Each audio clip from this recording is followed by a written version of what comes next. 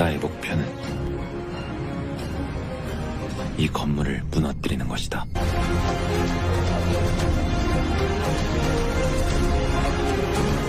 Episode 1 dari drama Vincenzo dimulai dengan Vincenzo Cassano menyaksikan sebuah bangunan runtuh ke tanah. Senyuman tipis melintasi wajahnya saat asap dan api membumbung di udara. Kemudian scene berganti ke Italia, tempat di mana kejadian sebelum gedung itu diruntuhkan.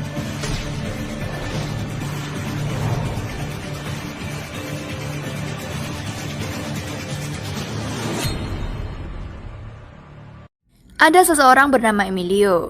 Dia adalah kepala keluarga mafia besar di Italia.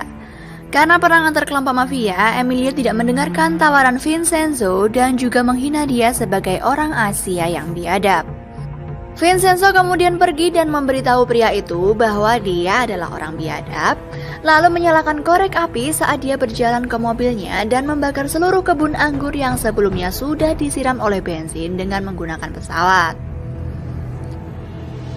Dia kembali ke rumah keluarganya yang luar biasa, di mana kita melihat bahwa Vincenzo adalah anak angkat dari bos mafia.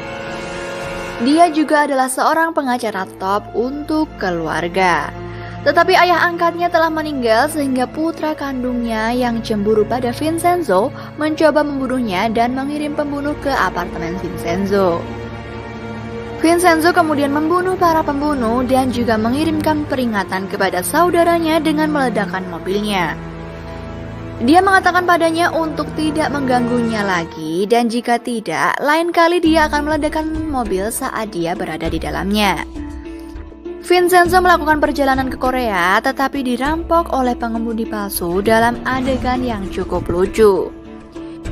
Namun, baru tiba di Korea membuat khawatir agensi NIS bahwa dia ada di sana. Ada seorang pria bernama Ah Kin Suk yang tugasnya mengawasi pengawasan Italia. Dia tidak pernah melakukan apa-apa, tetapi dia langsung menarik perhatian begitu muncul peringatan bahwa Vincenzo ada di pedesaan. Karena dia tahu siapa Vincenzo itu. Dia memberitahu atasannya, namun bosnya tidak terlalu peduli sama sekali. Tapi kembali ke Vincenzo ditinggalkan di tanah kosong yang kotor di pinggiran kota. Sisi baiknya, penjahat itu meninggalkannya $50 jadi dia bisa naik bus ke Seoul. Satu-satunya tujuan dia berada di Korea adalah dia ingin mendapatkan banyak emas dari basement sebuah gedung di Seoul. Emas ini awalnya milik seorang mafia Tiongkok yang ingin menyembunyikan emasnya di tempat yang aman. Jadi bos menyembunyikan emasnya di ruang bawah tanah rahasia gedung ini di Korea. Entah apa yang terjadi dengan bos mafia Cina ini, apakah dia masih hidup atau tidak, mereka belum menyebutkannya. Pemilik gedung bekerja untuk Vincenzo.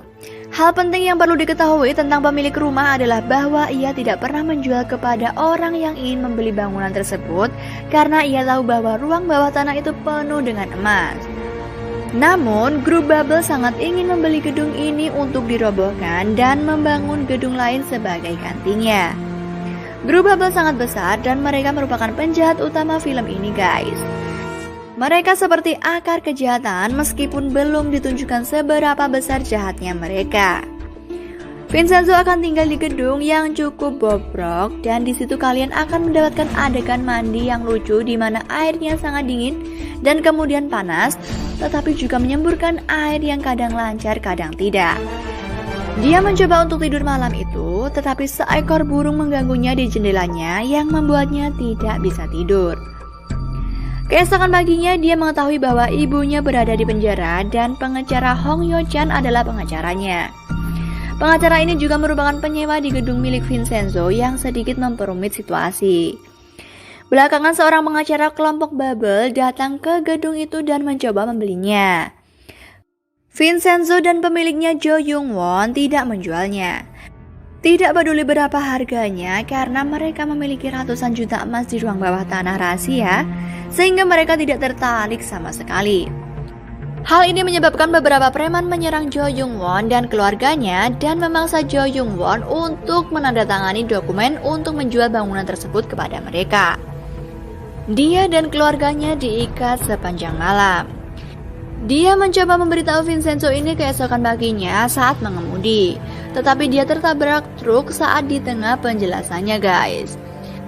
Para preman yang membeli gedung itu pergi ke gedung tersebut di pagi hari dan memberitahu semua penyewa bahwa mereka sekarang memiliki gedung itu dan akan segera dibongkar untuk membangun gedung bubble yang baru. Selain itu, mereka menggertak penyewa di sekitar untuk segera pergi. Tapi Vincenzo tampil dramatis dan menghentikan mereka. Para preman mencoba menindas Vincenzo juga dengan gerakan sangat cepat dan elegan. Dia menggunakan pita pengukur, mengikat lalu menggantungnya di luar jendela terdekat.